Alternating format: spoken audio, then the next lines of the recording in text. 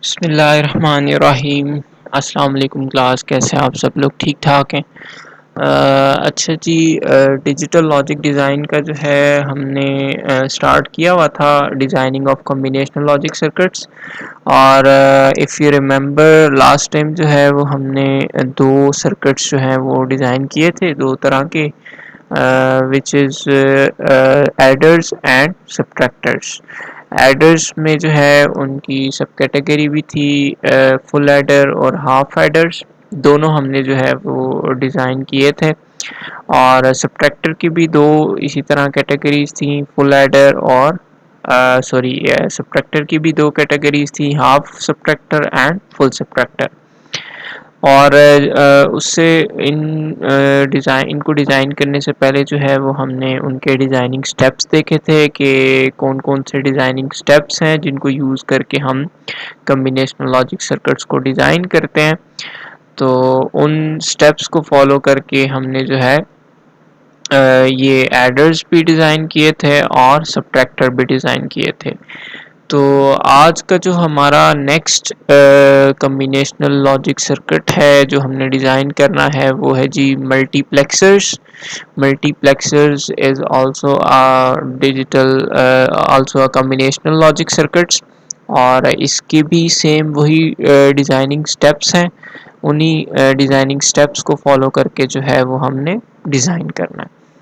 तो इसकी डिज़ाइनिंग से पहले जो है वो हम देख लेते हैं कि मल्टीप्लेक्सर्स जो हैं वो होते क्या हैं और इनमें जो है क्या चीज़ें, कौन सी इनपुट्स होती हैं और कौन सी आउटपुट होती हैं। तो वो थोड़ा सा जो है वो हम पहले देख लेते हैं।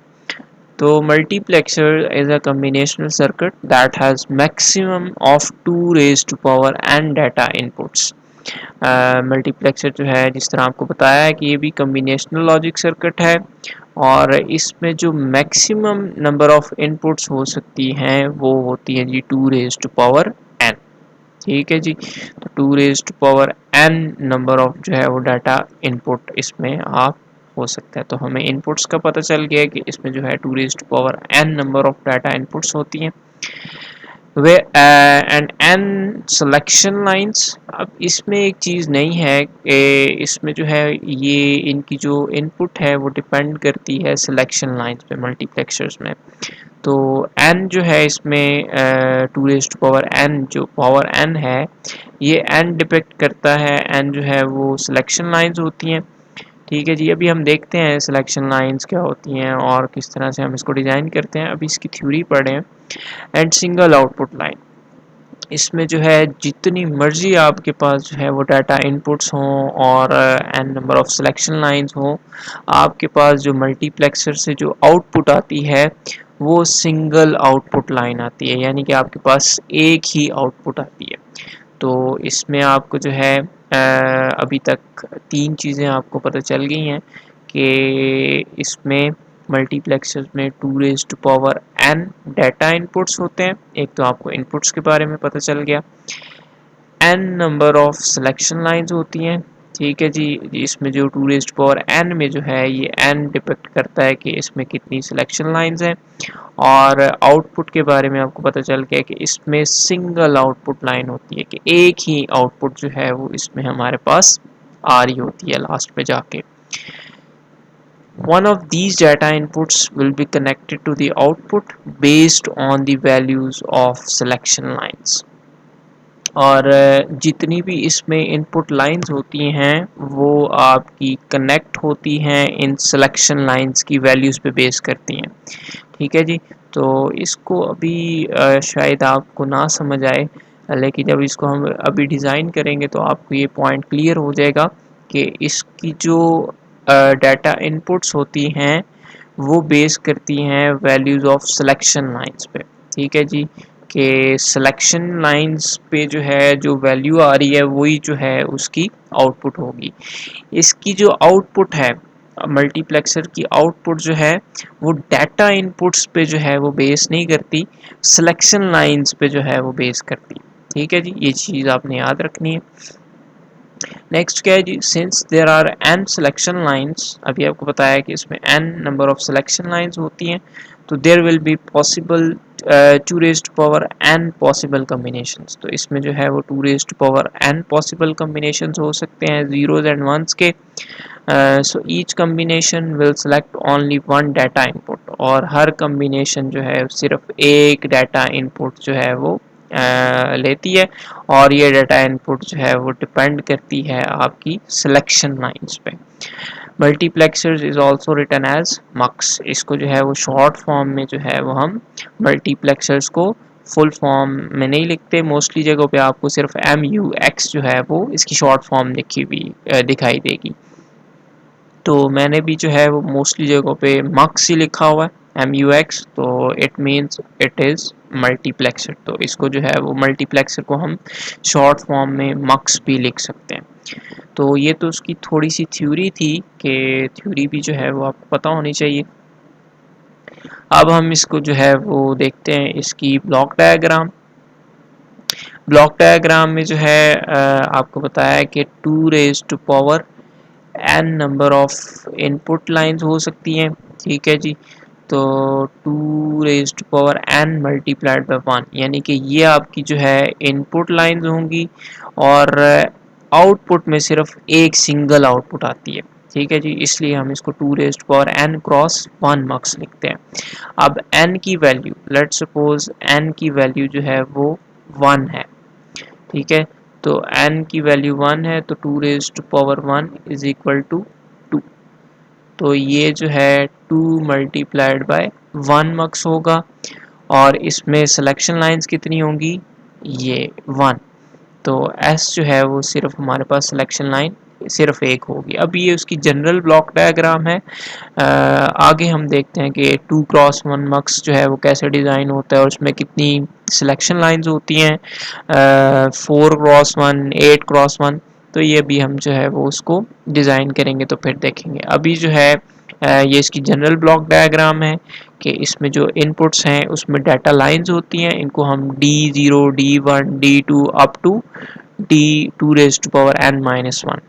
2 रेज़्ड टू पावर n-1 क्यों है जी, क्योंकि 0 से स्टार्ट हो रहा है, तो 0 से लेके 7 तक, या 2 रेज़्ड टू पावर अगर 3 हो, 2 रेज़्ड टू पावर 3 आपको पता है कि 8 होता है, लेकिन इसमें अगर 0 से स्टार्ट हो तो क्या रेंज बनेगी, 0 to 7। तो हमारे पास जो है वो 1 लेस देन जो है हमारे पास 8 से 1 लेस आता है, इसलिए जो है ये 2 रेज़्ड टू पावर n-1 की स्टार्टिंग हमारी 0 से हो रही है, तो लास्ट में जाके जो इसकी वैल्यू आएगी इसमें से एक लेस करेंगे तो हमारे पास लास्ट वैल्यू बनती है, ठीक है जी। तो ये उसकी जनरल फॉर्म है, और ये इनपुट लाइंस हैं, और आउटपुट जो है वो सिंगल एक ही आउटपुट है, विच इज़ y। इसको हम y का नाम दे दिए, और यहाँ से ये S1, S2 up to Sn, ये जो है वो आपकी सिलेक्शन लाइंस हैं, ठीक है जी। तो इसमें सिलेक्शन लाइंस भी जो है इसमें आती हैं। तो ये उसकी जनरल ब्लॉक डायग्राम है जी। ये आपने जो है इसको याद रखना है कि इसकी जनरल ब्लॉक डायग्राम जो है वो हम कैसे ड्रॉ करेंगे। अच्छा जी, नेक्स्ट अब हम आते हैं जी डिज़ाइनिंग पे। इसकी designing of 2 cross 1 multiplexer. 2 cross 1 का क्या मतलब है कि इसमें 2 इनपुट होंगी और एक जो है वो हमारे पास आउटपुट होगी, और नंबर ऑफ सिलेक्शन लाइंस कितनी होंगी, n इज इक्वल टू 1 होगा। कैसे, अभी आपको बताया है कि इसका जो जनरल फार्मूला होता है वो होता है 2 raised to power n multiplied by 1। तो 2 रेज़्ड टू पावर 1 करने से जो है वो हमारे पास क्या आता है, 2 आता है। तो 2 और ये मैंने आपको बताया था कि n जो रिप्रेजेंट करता है ये आपकी सिलेक्शन लाइंस को रिप्रेजेंट करता है। तो यहाँ पे 1 है, तो n की वैल्यू जो है वो 1 होगी, और सिलेक्शन लाइन जो है वो क्या होंगे, हमारे पास 1 होगा। तो इस तरह से भी आप इसको याद रख सकते हैं कि हमारे पास जो 2 मल्टीप्लाइड बाय 2 क्रॉस 1 मक्स है, इसमें हमारे पास 2 इनपुट्स होंगी और एक सिलेक्शन लाइन होगी, सिंगल सिलेक्शन लाइन होगी, और एक ही हमारे पास आउटपुट का तो आपने ये याद रखना है कि मल्टीप्लेक्सर्स में जो है वो सिंगल आउटपुट आती है, तो y जो है वो आउटपुट। तो 2x1 मल्टीप्लेक्सर की जो ब्लॉक डायग्राम है वो क्या है जी, इस तरह से हम एक यहाँ पे जो है वो 2x1 मक्स लिखते हैं ताकि हमें पता चल जाए कौन सा मल्टीप्लेक्सर है। और दो इनपुट लाइंस हैं D0 एंड D1, और एक जो है वो सिलेक्शन लाइन है क्योंकि ये 2 आता है 2 रेज़ टू पावर 1 करने से, और ये मैंने आपको बताया था 1 जो है जो इसकी पावर बनेगी वो उतनी इसकी जो है वो सिलेक्शन लाइन होगी। तो एक ही सिलेक्शन लाइन होगी विच इज़ S, इसको आप सिंपल S वेरिएबल से डिनोट कर दें, और ये जो है वो हमारे पास Y। तो इसमें भी वही स्टेप्स जो है वो हमने फॉलो करने हैं जो डिज़ाइनिंग स्टेप्स हैं कम्बिनेशन लॉजिक सर्किट के, जिसमें फर्स्ट स्टेप ये होता है कि आपने डिफ़ाइन करनी होती है प्रॉब्लम डेफिनेशन। तो प्रॉब्लम डेफिनेशन हमारी यही है कि हमने 2x1 मक्स जो है वो डिज़ाइन करना है।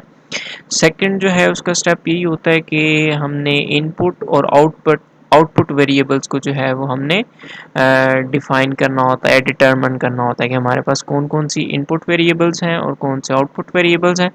तो ये हमने देख लिया है कि 2x1 मक्स में दो हमारे पास इनपुट होंगे, सिंगल आउटपुट वेरिएबल होगा और एक सिलेक्शन लाइन होगी। फिर थर्ड स्टेप में हम क्या देखते हैं कि थर्ड स्टेप जो है अगर आपको याद हो तो ये होता है कि जो हमने इनपुट वेरिएबल और आउटपुट वेरिएबल्स आइडेंटिफाई किए हैं उनको कोई जो है हमने नाम देना होता है, कोई लेटर्स वगैरह असाइन करने होते हैं, कोई नंबर्स असाइन करने होते हैं जो आपको याद रहें। तो इस केस में जो है वो ये डाटा लाइंस हैं, इसलिए हम इसको D0 और D1 से जो है वो डिनोट करते हैं। D स्टैंड्स फॉर डाटा, और selection line S stands for selection, तो इसको हम S वेरिएबल लिख देते हैं, S लेटर से असाइन करते हैं, और आउटपुट जो है वो Y से। तो ये जो है हमने थर्ड स्टेप भी कर लिया है which is assigning the alphabets और वेरिएबल्स और नंबर्स। फिर जो है फोर्थ स्टेप में क्या होता है जी, ट्रूथ टेबल। ट्रूथ टेबल जो है इसका यहाँ से थोड़ी सी आपको समझने वाली बात है। मैंने आपको स्टार्ट में जब इसकी थ्योरी थोड़ी सी पढ़ाई है तो उसमें ये बताया है कि इसकी जो आउटपुट है वो इन दो इनपुट वेरिएबल्स पे डिपेंड नहीं करती, वो इस सिलेक्शन लाइन पे डिपेंड करती है। जो सिलेक्शन लाइन होगा उसके रेफरेंस से आपकी जो है वो आउटपुट आएगी। कैसे? तो इस केस में जो हम ट्रूथ टेबल डिज़ाइन करेंगे उसमें जो इनपुट है वो सिर्फ सिलेक्शन लाइन की ही होगी, तो सिर्फ S है, सिलेक्शन लाइन जो है ये आपकी इनपुट होगी और उस इनपुट के रेफरेंस से जो है वो आपकी Y आउटपुट बनेगी। तो एक वेरिएबल के साथ दो ही पॉसिबल कम्बिनेशन होते हैं कि ट्रूथ टेबल के कम्बिनेशन निकालने का फॉर्मूला है 2 रेज़ टू पावर n, और n जो है इस केस में इनपुट वेरिएबल सिंगल है तो 2 raise to power 1 is equal to 2। तो इसके पॉसिबल कम्बिनेशन या 0 हो सकता है या 1 हो सकता है। तो ये आपके पास इनपुट है, और आउटपुट कैसे आएगी? जब हमारे पास S 0 है तो हमारे पास, मैंने आपको बताया था कि ये जो आउटपुट है ये डिपेंड करती है हमारी सिलेक्शन लाइन पे। तो और इसकी जो सिलेक्शन लाइन पे लेट सपोज अगर S की वैल्यू 0 है तो ये जो D0 है ये आपके पास आउटपुट में आ जाएगा, यानी कि आउटपुट पे D0 आ जाएगा क्योंकि ये 0 पे है। D0 जो है T0 जो है वो एज इट इज़ आपके पास आउटपुट पे आ जाएगा क्योंकि सिलेक्शन लाइन के रेफरेंस से जो है सिलेक्शन लाइन 0 पे है तो हमारे पास जो डाटा जो है वो 0 पे D0 पे जो डाटा है वो हमारे पास आउटपुट में आ जाएगा। तो S के अगेंस्ट S जब 0 है तो वो D0 आएगा। इसी तरह S की वैल्यू अगर 1 है, S इज इक्वल टू 1 है, तो D1 पे जो डाटा है वो हमारे पास आउटपुट में आ जाएगा। तो when S is equal to 1 तो हमारे पास आउटपुट जो है वो क्या आएगी? D1 आएगी। तो ये सिंपल सा ट्रूथ टेबल है। S की दो ही कम्बिनेशन है, या 0 हो सकता है 1 हो सकता है, और इसकी आउटपुट जो है वो डिपेंड करती है सिलेक्शन लाइंस पे। सिलेक्शन लाइन जब 0 पे होगी तो D0 पे जो डाटा होगा वही हमारे पास आउटपुट में आ जाएगा, और जब S इज इक्वल टू 1 होगा तो D1 पे जो डाटा होगा वही हमारे पास डाटा 1 जो है वो हमारी आउटपुट बन जाएगी। तो इस तरह से जो है वो हम इसका ट्रूथ टेबल डिज़ाइन करते हैं।